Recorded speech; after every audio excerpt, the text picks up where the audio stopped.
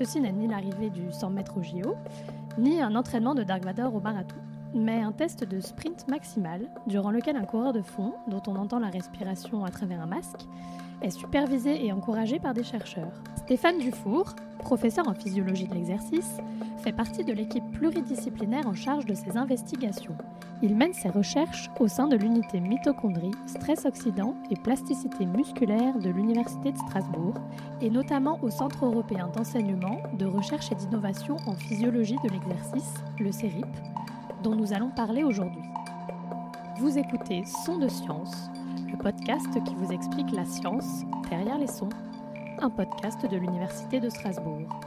Ces sons accompagnent les réponses physiologiques que l'on peut explorer dans notre laboratoire. Le CERIP, qui permet aujourd'hui donc de pouvoir étudier les réponses cardio-respiratoires, vasculaires et neuromusculaires chez l'homme à l'exercice. Donc pour ça, on dispose d'un plateau technique de 200 mètres carrés qui a été financé grâce à un financement IDEX et un projet porté par la faculté de médecine et la faculté des sciences du sport et qui nous permet aujourd'hui d'avoir un espace dédié à nos activités d'enseignement avec nos étudiants, donc on peut y développer des TP, nos activités de recherche, que ce soit avec les étudiants ou avec des partenaires extérieurs, et des activités d'innovation quand on travaille avec des partenaires privés dans un but de développement de produits par exemple. Au sein du CERIP, l'espace est organisé en 3 grandes salles d'investigation. La première est un espace d'étude des réponses cardio-respiratoires à l'exercice. Nous avons des tapis roulants qui permettent d'étudier les réponses à la course en montée, à plat et en descente. Nous avons des modèles de pédalage. Et nous avons des modèles qui engagent des masses musculaires également un peu plus petites, comme des modèles d'extension de jambes. Pour étudier ces réponses, on dispose d'un ergospiromètre, donc qui nous permet de mesurer les échanges gazeux à l'exercice. On peut aussi explorer les réponses cardiaques grâce à des cardiofréquencemètres ou des électrocardiogrammes.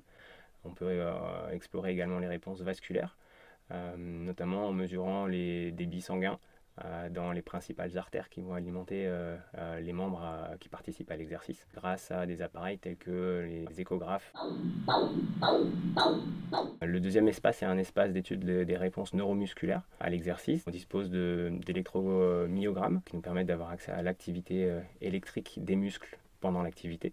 On a aussi un dynamomètre isocinétique qui nous permet de faire des explorations du potentiel de force sur les principaux groupes musculaires de l'organisme.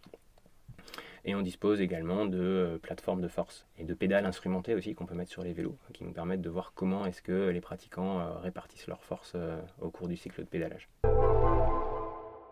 Les activités de recherche que nous développons au CERIP sont globalement réparties autour de 3 mots-clés. Le premier mot-clé, c'est l'altitude, et plus généralement les conditions d'hypoxie au cours desquelles la disponibilité de l'oxygène est amoindrie par rapport à notre environnement normal. Le deuxième mot-clé, c'est les actions musculaires excentriques. Donc, ce sont des actions musculaires qui nous conduisent à utiliser nos muscles non pas pour générer du mouvement, mais pour contrôler ou ralentir un mouvement.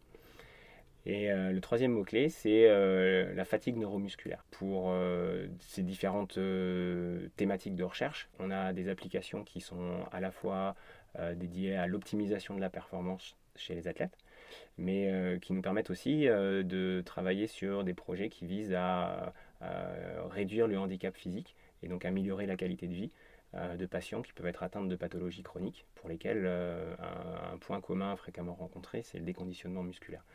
Et donc on est amené à travailler avec des patients atteints de pathologies cardiaques, de pathologies pulmonaires, voire de différents types de cancers. À titre d'exemple, un projet de recherche actuellement en cours dans notre laboratoire, qui a été financé par l'Agence nationale pour la recherche dans le cadre des Jeux olympiques de Paris 2024, nous amène à travailler avec des judokas de haut niveau. Qui sont issus du pôle France, du pôle Espoir et du centre universitaire de judo basé ici à Strasbourg.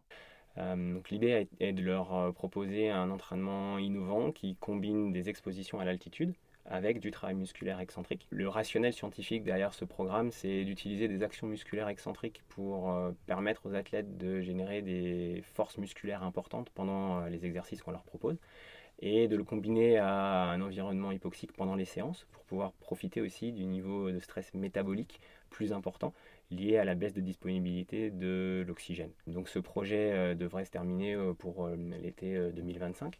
Les résultats collectés au cours de ce programme de recherche permettront d'optimiser non seulement les méthodes de préparation pour les athlètes judokas, mais aussi dans d'autres disciplines sportives, notamment pour les prochaines échéances internationales, que ce soit les Jeux Olympiques de Los Angeles ou les Jeux Olympiques de 2030, les Jeux Olympiques d'hiver de 2030 qui auront lieu en France.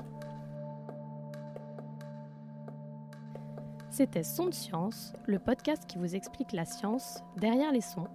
Retrouvez tous nos épisodes et les autres podcasts de l'Université de Strasbourg sur toutes les plateformes d'écoute. Suivez-nous aussi sur les réseaux sociaux pour rester informés de la sortie de nos prochains épisodes.